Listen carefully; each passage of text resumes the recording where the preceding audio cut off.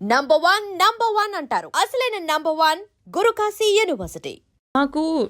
నేను చిన్నప్పటి నుంచి క్యూరియస్ ఉండే. అంటే అమ్మాయిలను చూస్తే కూడా నాకు మంచిగా అనిపించేది. నాకు ఎక్కువ నేను అమ్మాయిలకి అట్రాక్ట్ అయ్యేదాన్ని.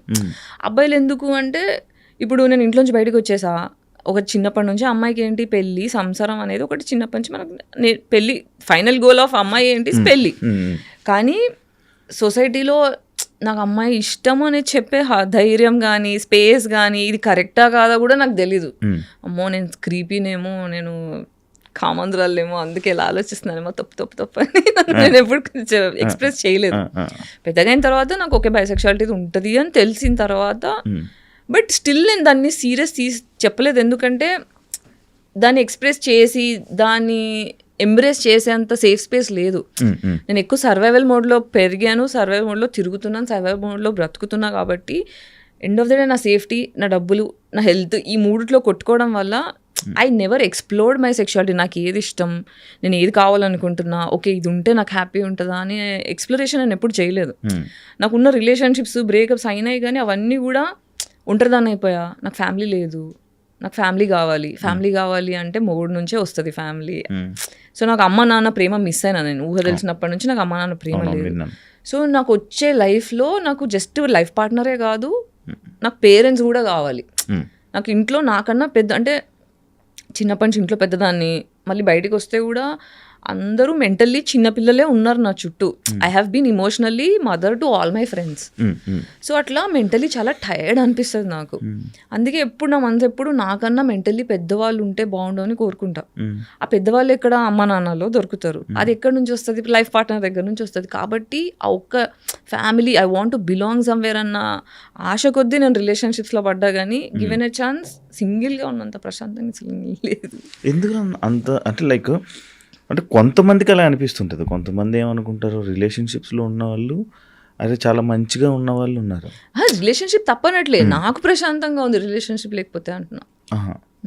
ఎందుకు ఏమైనా ఇబ్బంది పడ్డారా? అంటే నేను రీసెంట్ పోస్ట్లో కూడా చూసాను ఇన్స్టాలో, బాగా ఏడుస్తూ బ్రేకప్ అయినందుకు ఏడుస్తూ అది పెట్టడం జరిగింది. బ్రేకప్ ఒకటైతే వేరు, చాలా బ్రేకప్స్ అయ్యాయి. కానీ ప్రతిసారి ఏంటంటే ఫ్యామిలీ కావాలి, నేను ఒంటరిగా ఉన్నాను, నాకు ఫ్యామిలీ కావాలి, నాకు ప్రేమ కావాలి అనే ఆశ కొద్దీ ఈ రిలేషన్షిప్స్లో కూడా నచ్చినా నచ్చకున్నా ఒక్కొక్కసారి when we had to have sex, I had participated, but I wish I didn't do that. నాకు అంటే మొగోళ్ళు 100% పర్ఫెక్ట్ ఉండరు, మార్చుకోవాలి. ఇప్పుడు చెప్తారు కదా పెళ్ళైన తర్వాత, నా మొగుడు ఇట్లా సతాయిస్తుంది అట్లా సతాయిస్తుంది అంటే మార్చుకో అంటారు.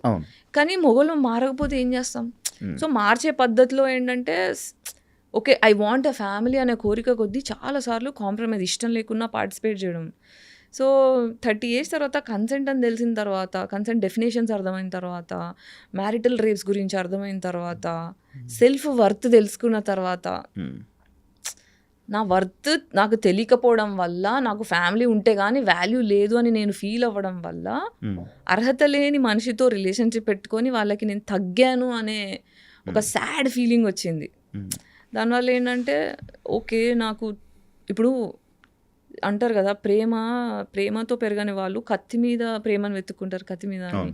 అలా నేను అలా వెతుక్కున్నా ప్రేమని, but it was not safe. Selection problem ఏమో కదా? అవును, నా సెలక్షన్ ప్రాబ్లమ్. ఎందుకంటే తండ్రి దగ్గర నుంచి వచ్చే, ఇప్పుడు ఎప్పుడైనా అమ్మాయి ఫాదర్ లాంటి అబ్బాయిని కోరుకుంటుంది, అబ్బాయి ఎప్పుడు అమ్మ లాంటి అమ్మాయిని కోరుకుంటాడు. నా ఫాదర్ ఈక్వేషనే ఖరాబ్ అయిపోయింది. సో ఇప్పుడు అబ్యూజివ్ ఫాదర్ ఉన్నాడు, కూర్చుంటే పగలగొట్టడం, లేస్తే పగలగొట్టడం, చీపి తిరిగిపోయి, చెప్పులు ఇరిగిపోయి, టీవీ వైర్ ఉంటుంది కదా, కాపర్ వైర్ పైన పొట్టు తీసేసి ఆ వైర్తో కొడితే తోలు లేస్తే దాంట్లో కారం పొడేయడం, కళ్ళల్లో నిమ్మకాయలు వినడం, ఇది రెగ్యులర్, ఇది డైలీ బేసిస్. పొద్దున అవుతుందంటే వాళ్ళు ఏం చూడాల్సి వస్తుందో అనేటట్టు 25 years వచ్చేదాకా, 25 years ఇంట్లోంచి నేను బయటికి వచ్చేదాకా దెబ్బలు తినని రోజు లేదు, ఏడ్చుకుంటూ పడుకోని రోజు లేదు. టిల్ ఎట్ ది ఏజ్ 35 వరకు కూడా ప్రతి day I sleep with crying, ఏడ్చుకుంటూ నాకు అమ్మ కావాలి నాన్న కావాలని ఏడ్చుకుంటూ పడుకున్నాను. ఓన్లీ మిమ్మల్ని కొట్టేవాళ్ళు? మీరు నలుగురు అంట కదా? అందరినీ కొడతారు, మమ్మీని నన్ను ఎక్కువ. మీకు మమ్మీ పోలికలు ఉన్నాయా?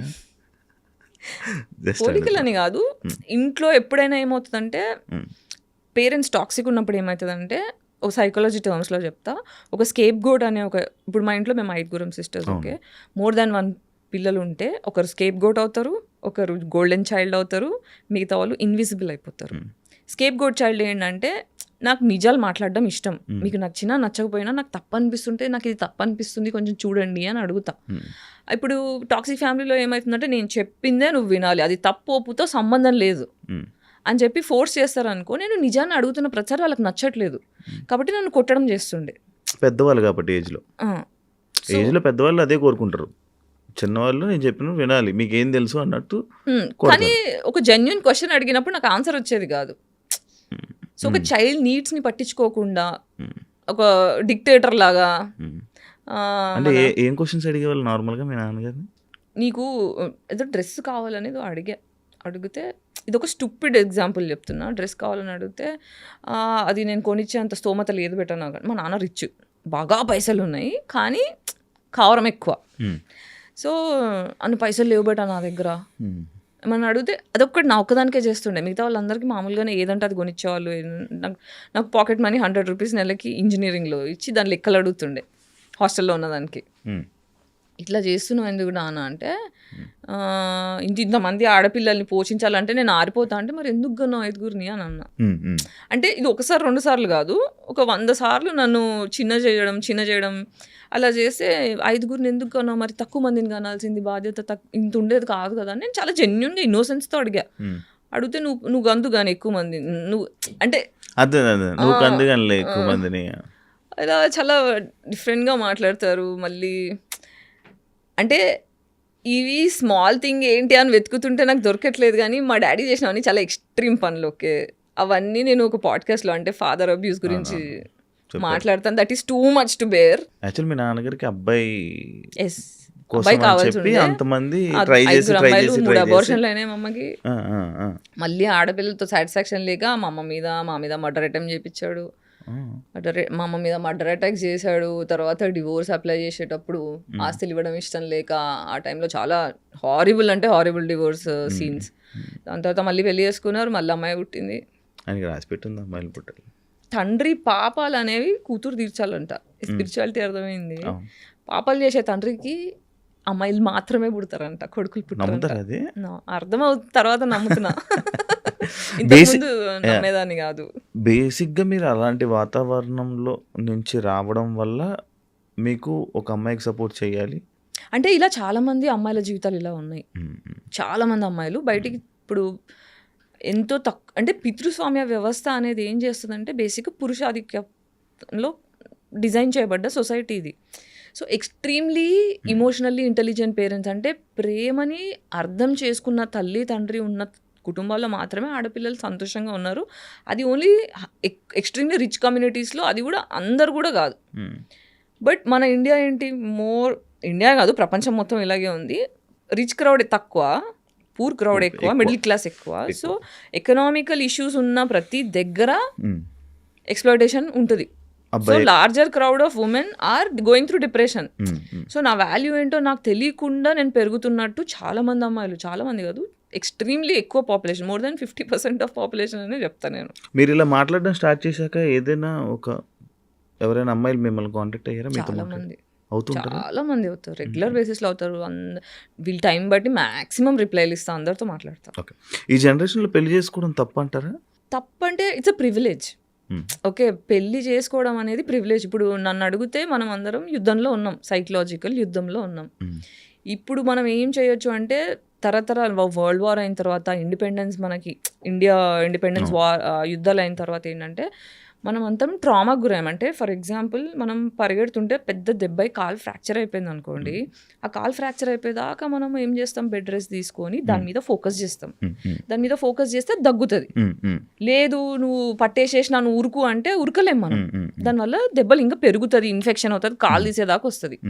సో వార్ వల్ల ఏమవుతుందంటే మన తాతలు, ఇప్పుడు మా తాత ఫ్రీడమ్ ఫైటర్ ఉండే, ఫ్రీడమ్ మూమెంట్లో మా తాతయ్య పార్టిసిపేట్ చేశారు, బ్రిటిష్ వాళ్ళ చేతిలోనే చనిపోయారు. మా తాతయ్య కూడా ఎమ్మెల్యే ఉండే, ఫ్రీడమ్ వచ్చిన తర్వాత ఆ టైంలో హీ గాట్ కిల్డ్.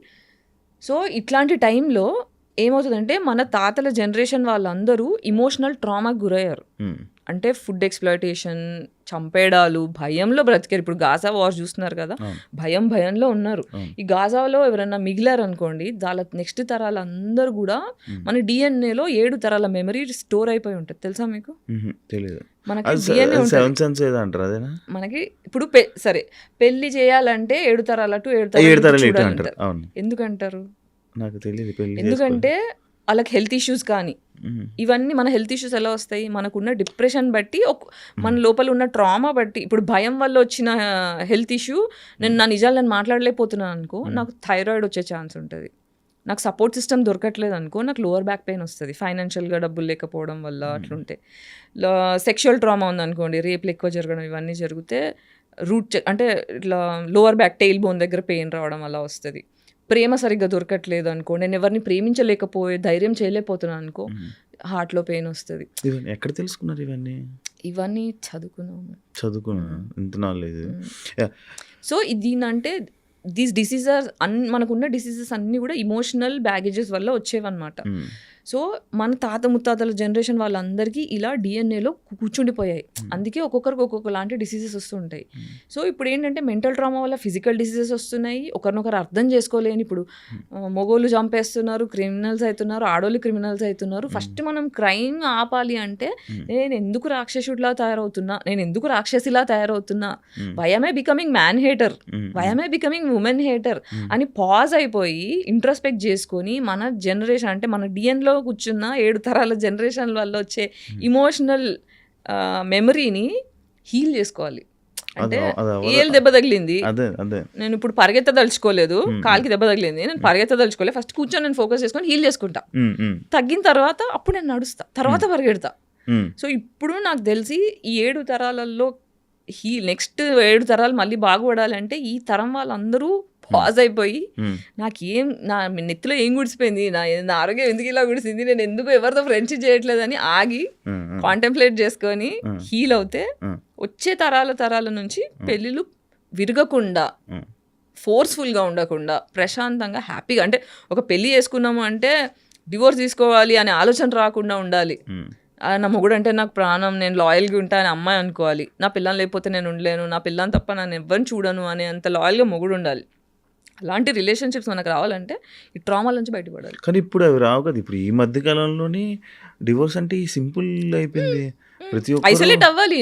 నా గురించి నేను ఫోకస్ చేసుకొని నేను హీల్ అవ్వాలి అంటే రిలేషన్షిప్లో ఉండకూడదు. రిలేషన్షిప్లో ఏమవుతుందంటే, రిలేషన్షిప్ వల్ల వచ్చే మేజర్ సైడ్ ఎఫెక్ట్ ఏంటంటే, నాకన్నా నా పార్ట్నర్ మీద ఎక్కువ ఫోకస్ చేస్తా.